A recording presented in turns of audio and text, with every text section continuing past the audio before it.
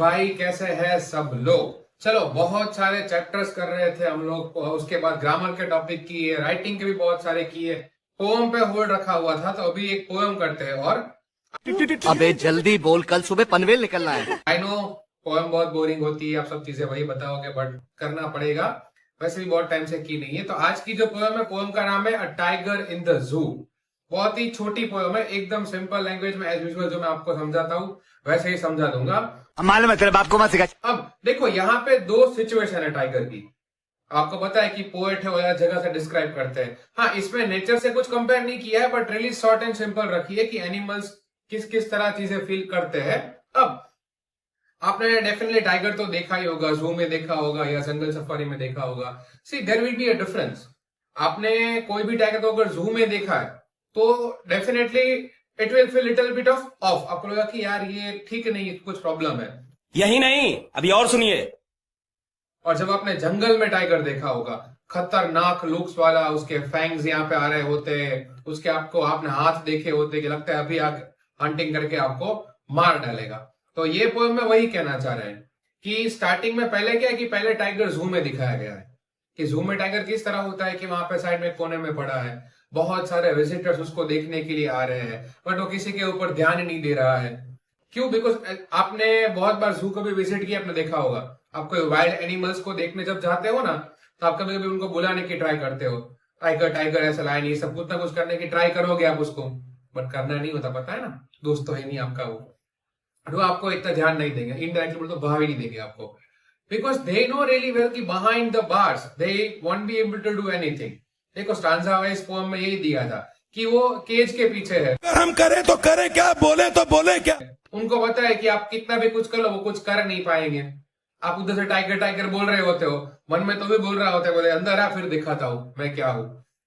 एक चीज अगर आपने नोट किया तो जो जू में टाइगर होते हैं ना, उनको बहुत जगह पे ऐसा होता है कि प्रॉपरली टाइम टू टाइम खाना मिलता है, उनकी केयर करी जाती है, सब है, फिर भी वो आपको लगा कि टाइगर है कि बड़ा वाला डॉग है, पता नहीं चलता। और बाहर के जो टाइगर होते हैं वो उनको हर रोज खाना नहीं मिलता है, सब चीजें होती है, बट फिर भी वो एकदम स्ट्रांग होते हैं। उसका रीजन क्या है? एटमोस्फियर। अब आपको कोई केज में पैक कर दे, बोले आपको ये केज के अंदर रहना है, सब कुछ प्रोवाइड करोगे, फिर भी क्या बोलोगे? आई वांट फ्रीडम, मुझे बाहर जाना है कहीं और। बात तो सही है। दौड़ना तो पड़ता है।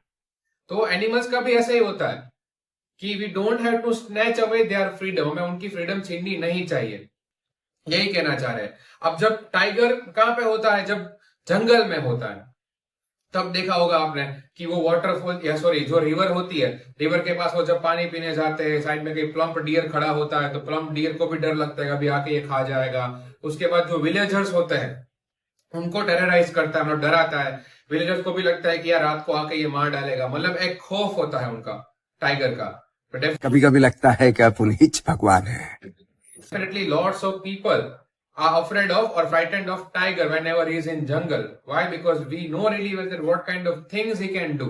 क्या क्या वो कर सकता है, उनकी कैपेबिलिटी क्या है, पावर क्या है।